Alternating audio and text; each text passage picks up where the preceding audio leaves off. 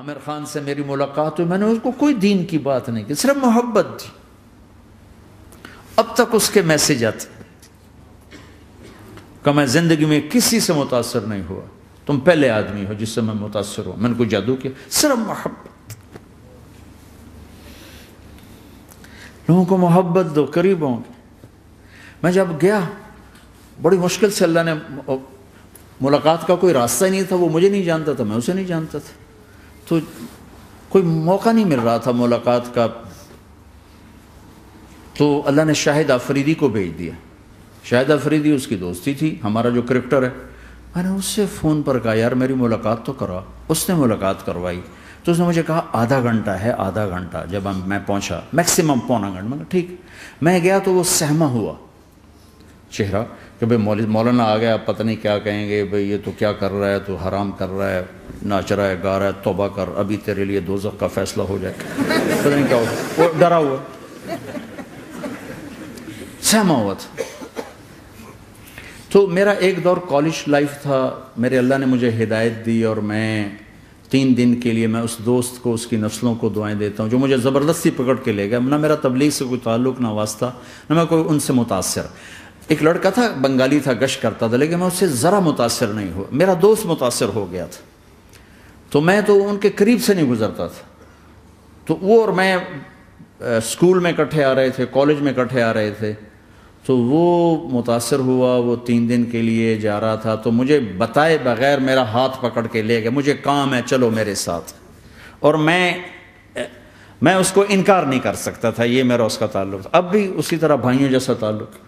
میں اس کا احسان ماں، مجھے زبردستی لے گیا. ہمارے پنجابی کی مثال ہے، کبے نو لت لگی وہ سیدھا ہو گیا. وہ جو ہوتا ہے ہنچ بیک ہوتا ہے نا، اس کو کسی نے لات ماری تو وہ سیدھا ہو گیا. مہربانی بھائی تیری لات سے میں سیدھا ہو گیا. تو مجھے تو وہ کبے والی لت پہ گئی. تو اللہ نے مجھے اس طرف لگا دیا. اور جب میری کالج لائف، میں نے کالج کا بہترین سنگر تھا، اسکول کا بہترین. یہ جنید جمشید کیا ہے جو اس زمانے میں یہ سارا کو اٹھایا میں نے سارا کیا ہے. تو اب وہ بیچارہ ایسے بیٹھا ہوا. تو میں نے اس سے بیٹھتے ہی فلموں کی باتیں شروع کر دی.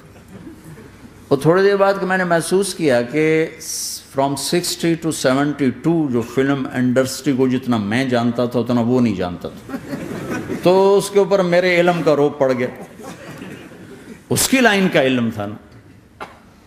تو حیران پریشان، یہ واز تو ہو نہیں رہا. تو کبھی دلیپ کمار کی باتیں شروع ہو گئیں، کبھی راج کپور کی شروع ہو گئیں، اور کبھی محبوب صاحب شروع ہو گئے، کبھی مدن موہن شروع ہو گئے. وہ آدھا گھنٹہ تو یوں ہی گزر گیا. تو آدھے گھنٹے کے بعد میں نے کہا جی ہمارا تو ٹائم اوور کا نہیں، اٹھیں چلے ادھر چل کے بیٹھتے. وہ کھانے کی ٹیبل پر تھے تو ہم وہاں جا کے بیٹھ گئے. پھر وہیں باتیں شروع ہو گئیں.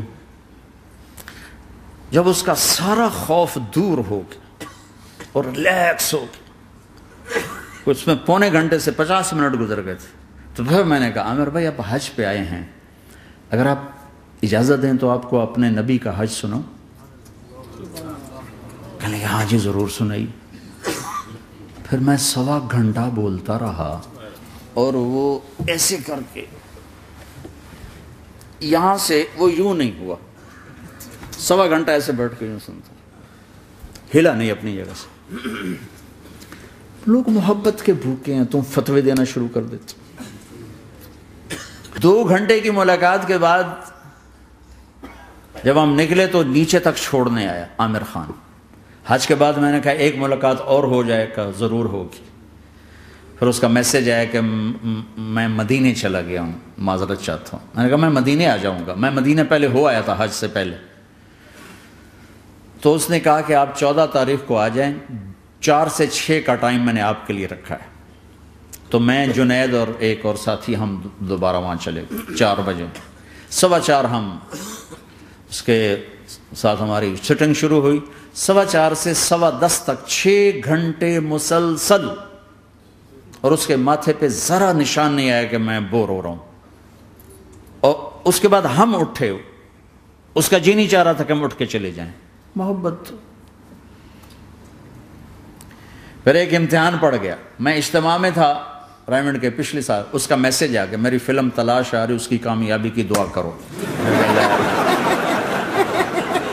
لے بھائی اے چنگی بڑی. میں نے کہا اب کیا کروں؟ جواب دینا بھی ضروری، دعا بھی نہیں ہو سکتی، کیا کروں؟ تو جب وہ میسج آیا تو میرے سامنے کوئی 10-12 علماء بیٹھے تھے. میں نے کہا بھائی یہ میسج ہے، اس کا جواب. کہا جی یہ ہمارا فیلڈ نہیں تمہارا ہے، تو ہی جواب دے. میں سارا دن سوچتا رہا، مجھے کوئی جواب سمجھ میں نہیں آیا کہ جان بھی بچ جائے، جواب بھی چلا جائے. پھر اگلا دن بھی گزر گیا، مجھے کچھ سمجھ میں نہیں آیا. میں عصر کا وضو کر رہا تھا، ایک دم اللہ نے ایک مضمون دل میں ڈالا. تو میں نے فوراً بیٹھ کے اس کو میسج کیا کہ عامر بھائی، جو کریٹیو ہوتا ہے نا ذہن، یہ اللہ کسی کسی کو دیتا ہے. تخلیقی ذہن یہ اللہ تعالیٰ کسی کسی کو دیتا ہے، ہر ایک کو نہیں دیتا. اور یہ اللہ کی بہت بڑی عطا ہوتی ہے. اور میں نے تمہارے ساتھ جو وقت گزارا اس میں میں نے دیکھا کہ اللہ نے تمہیں تخلیقی ذہن دیا ہے، تم کریٹر ہو. اور جو لوگ اس ٹائپ کے ہوتے ہیں وہ کامیابی ناکامی کی پرواہ نہیں کرتے، وہ اپنے کام سے کام رکھتے ہیں. آپ کا بھائی تو فوراً اس کا میسج آیا، آپ ٹھیک کہہ رہے ہیں، آپ ٹھیک کہہ رہے ہیں. بات ہو گئی. پہ میں تھا ہانگ کانگ، میں نے وہاں سے اس کو میسج کیا. دیکھو کسی مصروف آدمی کو براہ راست فون نہ کیا کرو، میسج کیا کرو کہ میں آپ کو فون کر سکتا ہوں، چونکہ میں اس کا بہت ستایا ہوا، بہت ستایا. تو میں نے اسے میسج کیا کہ میں طارق جمیل ہانگ کانگ میں آپ کو فون کر سکتا ہوں، میں آپ کو فون کر سکتا ہوں. میں ہمیشہ اسے، اب بھی میرا فون پہ رابطہ ہے، میں پہلے اسے میسج دیتا ہوں میں آپ کو فون کر سکتا ہوں. اگر اس کا جواب نہ ہے پھر میں نہیں کرتا ہوں. کبھی وہ خود کر لیتا ہے، کبھی وہ میسج دے دیتا ہے کال کر لیں. تو تھوڑی دیر بعد اس کا فون آ گیا، کیونکہ میں اس وقت دلی میں ہوں، کانفرنس میں تھا. تو میں نے آپ کا میسج دیکھا تھا، میں اٹھ کے باہر آ گیا ہوں، ابھی آپ سے بات کر کے پھر میں جاؤں گا. تو اسے باتیں کرتے کرتے کہنے لگا آپ کی دعا سے میری فلم کامیاب ہو گئی. میں کہا یا اللہ میں کوئی نہیں کی تھی تینوں.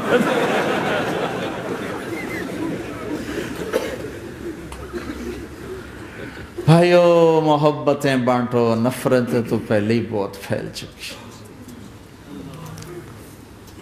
نشہ پلا کے گرانا تو سب کو آتا ہے، مزہ تو تب ہے کہ گرتے کو تھام لے ساتھ.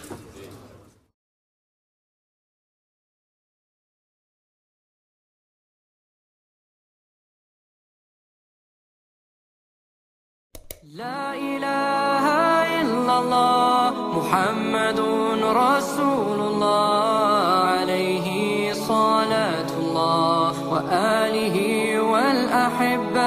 لا الہ الا اللہ محمد رسول اللہ علیہ صلاة اللہ وآلہ والأحبہ.